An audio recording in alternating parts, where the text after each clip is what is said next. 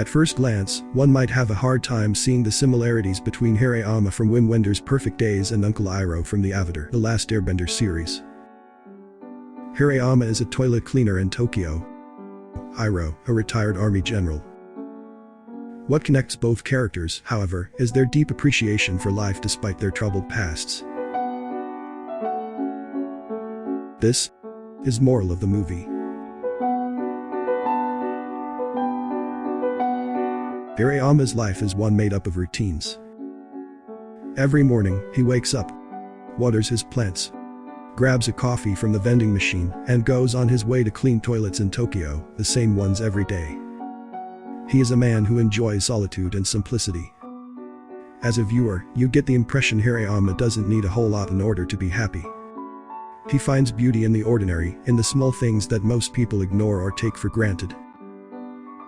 Most of the time, Hirayama is alone.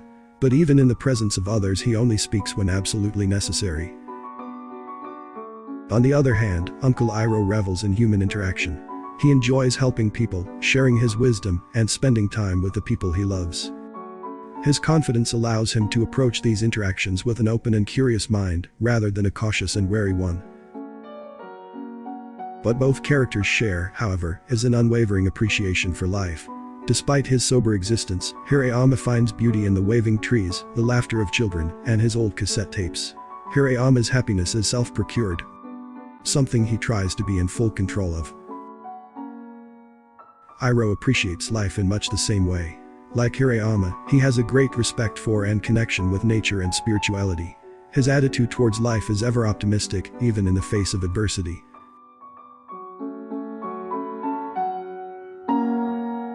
But what they also share is a troubled past. In Iroh's case, this trauma is made very explicit. In his time as a general for the Fire Nation, he lay siege on Ba Sing Se, and in the fighting lost his son Lu Tin. After this loss, he resigned from the army and gave up his right to the throne. But rather than turning bitter, Iroh came out on the other side a better man. A man who, despite his great underlying grief, still sees the value of life wherever he goes. Iroh is a man at peace, and there is hardly anything that is able to shake him to the core. Hirayama's trauma is less pronounced. We only ever see glimpses of his past. When his niece comes to visit him after running away from her mother, he hardly recognizes her, implying he hasn't seen her since she was little. And when Hirayama meets his sister, the tension between them is palpable. She asks him if he wants to visit their father, whose health is declining. But Hirayama refuses. It becomes clear there are some unresolved family matters, and when the sister leaves, it's clear Hirayama has not yet made peace with this fact.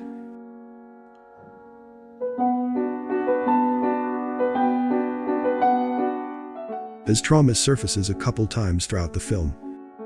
The film implies a love interest in a woman who runs the bar he frequents. When Hirayama catches her with someone else, he buys a couple beers and cigarettes, with the intention to consume them by himself. Here we see how Hirayama deals with his sadness in a different way than Iroh. Iroh never tries to suppress his trauma. He doesn't try to forget his past or push it down. Instead, he allows it to flow freely, at a moment of his own choice. He sets apart time to visit his son's grave and allows himself to grieve, to wallow in his regrets. Iroh embraces his sadness. It is this total acceptance of his past that allows Iroh to keep appreciating life. He has made a place for his grief.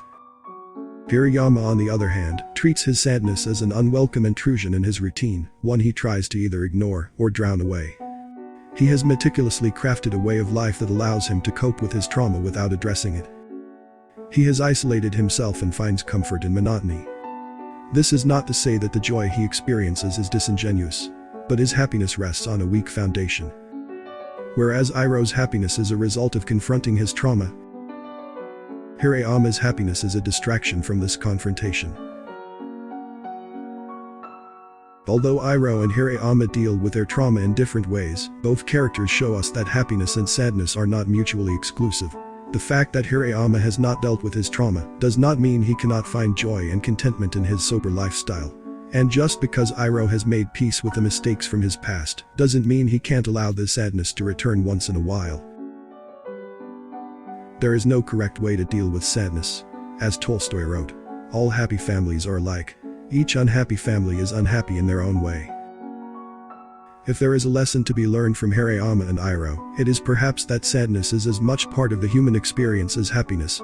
That they exist side by side in each and every person. And that there is no shame in allowing sadness to come to the surface every so often. In fact, from the deepest sadness will often grow the greatest happiness. And that is the moral of the movie.